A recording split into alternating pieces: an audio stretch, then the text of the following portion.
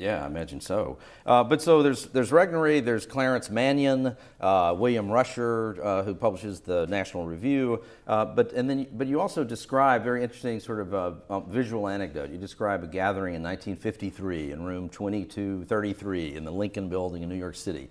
Who was at that, and why is that such an important gathering of people? So this was an important gathering because in 1953, Henry Regnery calls together all of these different conservative media figures. It's 53, so Mannion's radio program doesn't start till 54. National Review isn't launched until 1955. But you do have these conservative writers and conservative broadcasters who are beginning to come together.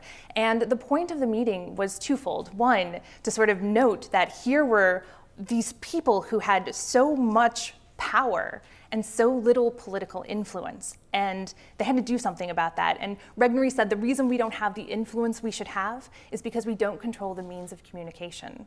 So on the one hand, it was about trying to coordinate some more conservative media, but it was also about trying to make some inroads politically, to begin to cultivate new candidates, to build new parties so that conservatives would have a political home from which they could advance their policies and they could begin to win elections and make real political change.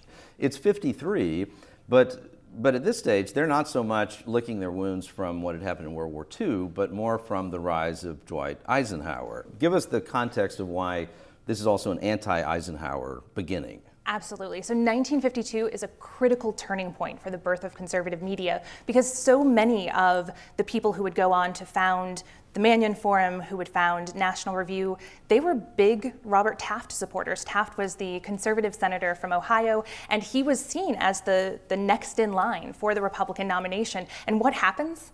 This upstart who'd never been a political figure before, who had no political experience. Wait a minute, upstart, Right. never a political figure before.